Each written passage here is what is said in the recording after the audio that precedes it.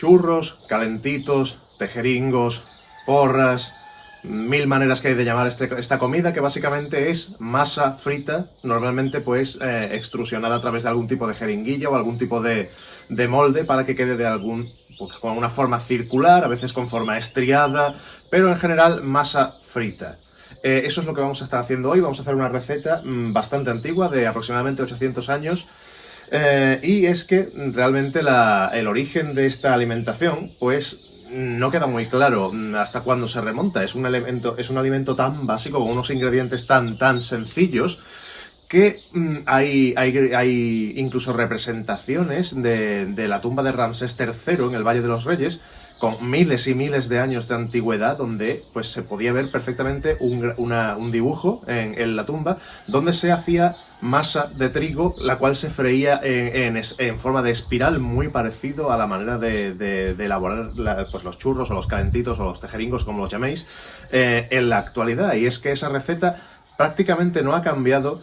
Y aunque se le atribuye a España y a la cultura hispana la elaboración y la distribución de este tipo de comida por el mundo, en realidad pues no se sabe muy bien el origen, no se sabe muy bien cuándo surgió.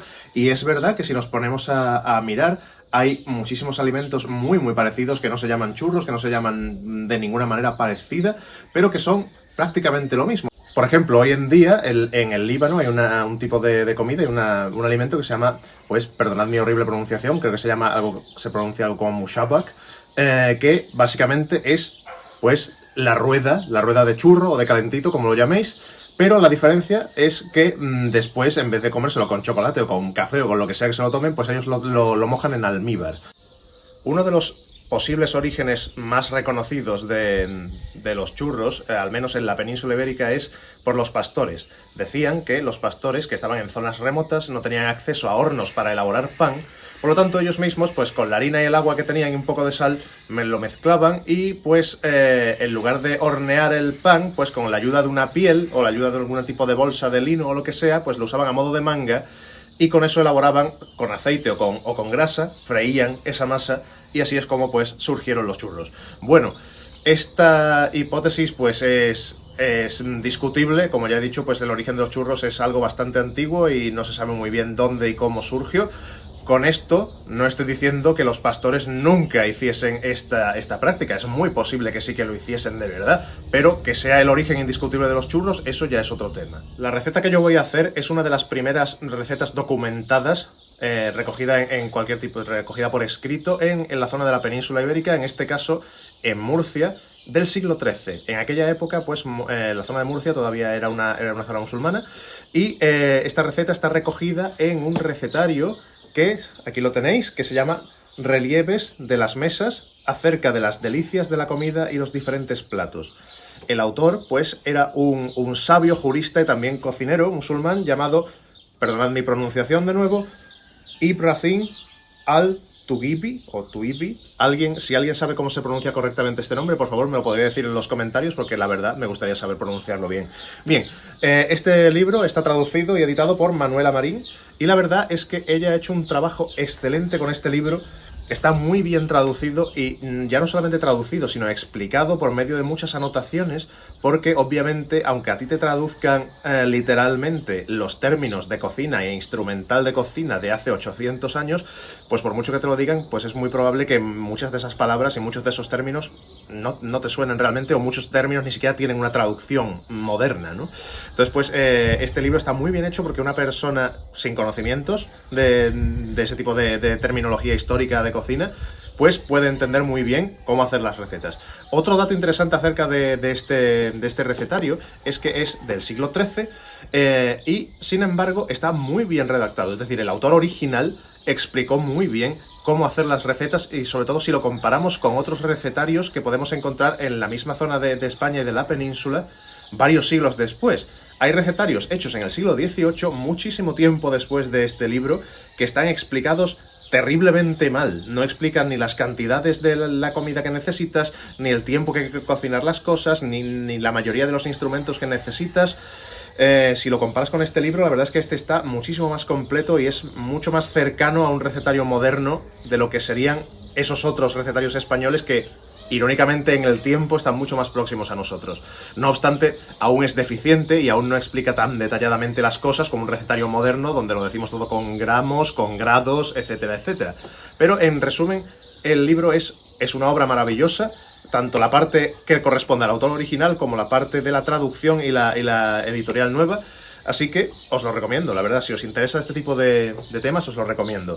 Bueno, pues ahora voy a elaborar una receta de este libro que es muy parecido, no lo llaman churros, obviamente, pero es una receta muy parecida a los churros, lo que aquí en la zona donde yo vivo llamarían los churros de rueda, ¿vale? Aunque aquí lo llaman zalavilla o zalavilla, no sé cómo se pronuncia correctamente, pero vamos a ello.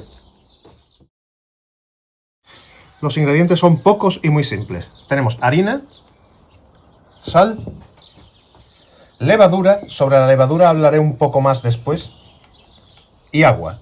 Estos serían los ingredientes básicos. Sin embargo, la receta dice que después se bañen en agua con miel. Por lo tanto, aquí tenemos un poco de miel. Bien, el primer paso es elaborar la levadura. La receta original dice que se coja un pedazo de levadura y se coloque con agua hasta que forme como cuajada. Bueno, eso requiere una explicación. La levadura moderna que tenemos hoy en día, la levadura de panadería que viene seca, pues es algo que no se inventó realmente hasta el siglo XIX. La levadura era bastante difícil de encontrar y de hacer. Generalmente la levadura que se utilizaba en este tipo de recetas históricas durante muchísimo tiempo era una fina capa que se formaba durante el fermento de la cerveza. Esa capa se recogía y se entregaba a los panaderos y estos la utilizaban. El problema es que esta levadura pues daba un irremediable sabor amargo pues al pan o a los postres o donde fuera que lo utilizases. Otra manera de hacer la levadura, que es más parecida a la que utilizaban ellos, era simplemente hacer algún tipo de pasta con cereales molidos, algún tipo de harina, y esa pasta se dejaba en algún lugar fresco hasta que empezaban a salirle burbujas, y entonces eso es lo que se utilizaba, que seguramente será pues la levadura a la que se refieren, que se coloque con agua un poco hasta que parezca cuajada. También otra manera posible que tenían era que una vez realizada la masa del pan y se fermentaba, se separaban pequeños trozos de masa que se secaban con sal, con muchísima sal, y se mantenían dentro de tarros con sal, y así tenían pues como bloques de levadura que podían utilizar después. Esos trozos de masa de pan salados se cortaban muy finos, se rehidrataban y ya pues ahí tenían la levadura. Bueno, pues en este caso pues yo he utilizado levadura de panadería porque es lo que tengo accesible, así que no es exactamente la misma levadura que utilizarían ellos en aquella época, pero he cogido levadura de panadería y la he hidratado con agua. Bien, pues vamos a echarlo en este recipiente.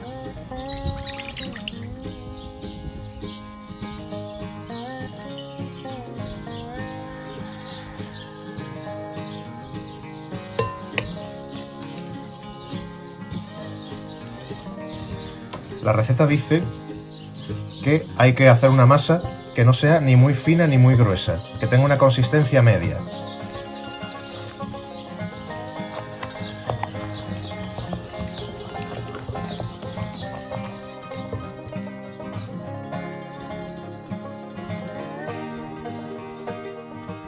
Vamos a dejar reposar esto y mientras tanto vamos a hacer el almíbar.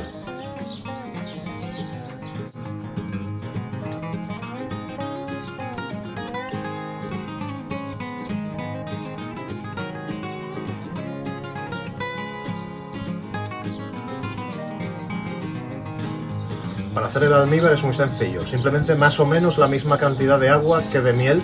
Si queréis que os salga un poco más espeso, con un poquito más de sabor intenso, pues un poco menos de agua que de miel.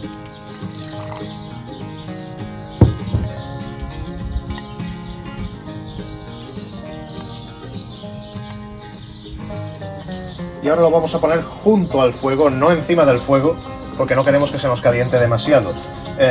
Si lo hacéis en una cocina moderna, lo calentáis, pero no dejéis que hierva. Y también se le puede formar algo de espuma encima. Si se le forma espuma, pues se la retiráis con una cuchara o con una espumadera o lo que queráis.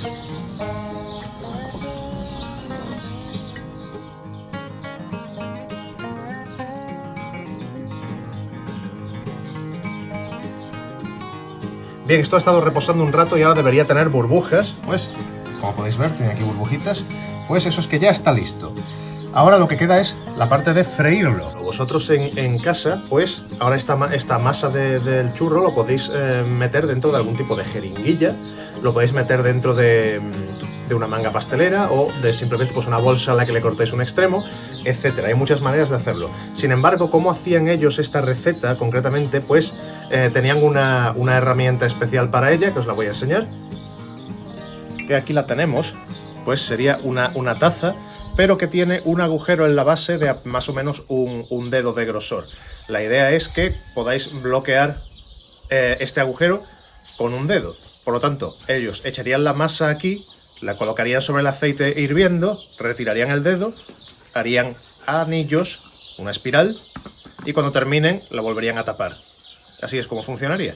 Si veis que la masa no cae, porque no lo hayáis hecho demasiado densa, pues por la parte de arriba, con la ayuda de un pequeño palo o de un trozo de tela, para que no toquéis la masa directamente con la mano, pues podéis apretar. Pero en teoría, simplemente por gravedad, debería caer lo suficientemente bien. Para freír esto vamos a utilizar una sartén. Mientras más grande sea la sartén, pues las ruedas que hagáis pues podrán ser más grandes. En este caso van a ser ruedas pequeñitas. Y el material para freír, en este caso, va a ser aceite de oliva. Una buena cantidad de aceite de oliva para que no se os pegue la masa.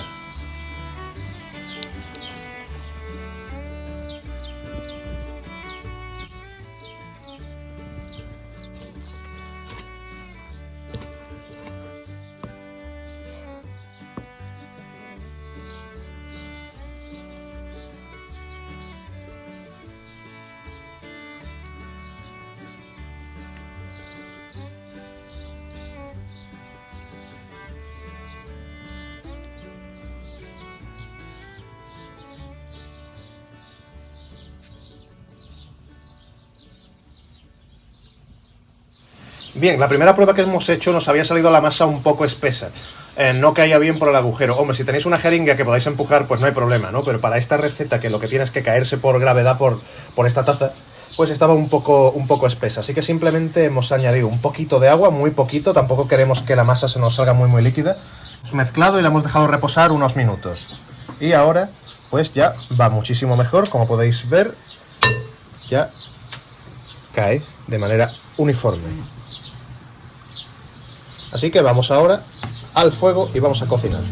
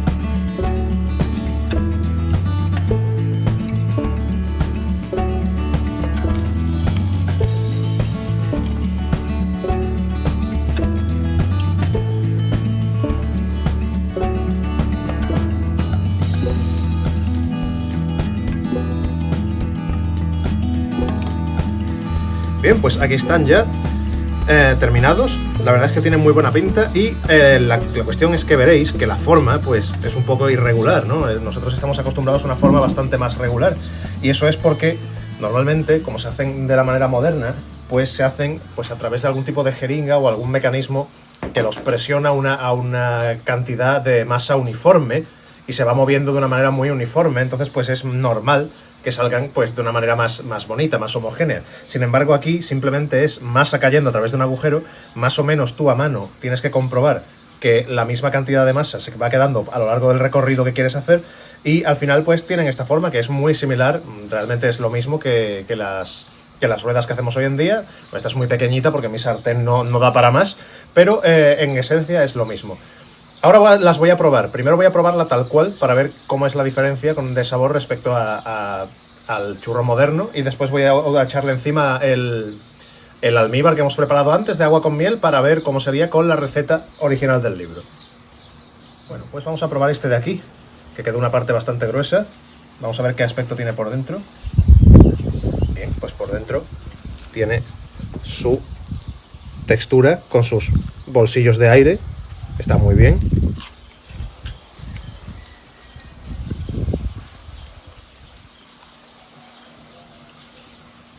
Pues la verdad es que está muy bueno. Sabe pues prácticamente igual. Yo no tengo experiencia como churrero, así que obviamente una persona que sepa, que se dedique profesionalmente a esto, pues aún así los haría mucho mejor que yo.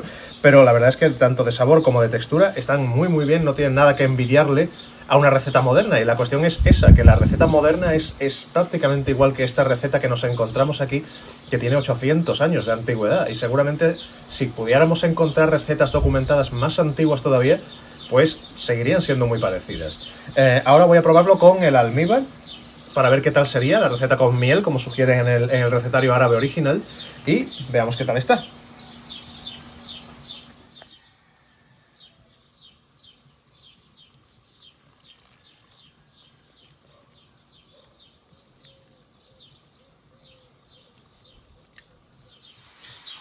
Vamos a probar esta última rueda que he hecho. También. Esto está muy bueno. La masa en sí, esta tercera me ha salido mucho mejor que la segunda por algún motivo. Está más esponjosa. Tiene está muy, llena de aire, está bien cocinada, crujiente, y el almíbar le da un extra dulce maravilloso. No me extraña que este tipo de masa se suele comer con algún tipo de acompañamiento dulce, como chocolate o algo así, porque es que desde luego le pega muchísimo. Así que, riquísimo. Os animo totalmente a que lo probéis. Obviamente, quien tenga cerca una tienda donde pueda ir a comprar los churros recién hechos, pues eso no tiene precio. Pero los que no podáis, os aconsejo que probéis hacerlo en casa, que como veréis es una receta muy sencilla, muy rica y que podéis hacer en un momento y en una cocina moderna, donde no tenéis el problema de tener que hacerlo al fuego y controlar diversos factores, pues es incluso más fácil. Así que totalmente os animo a que probéis esta receta de 800 años de antigüedad, pero que ha llegado hasta nuestros días. Pues muchas gracias por haber compartido vuestro tiempo conmigo y nos vemos en el siguiente vídeo, donde haré otra receta de churros, pero en este caso medieval cristiana, que son muy diferentes a estos que acabamos de hacer. Muchas gracias y hasta el próximo vídeo.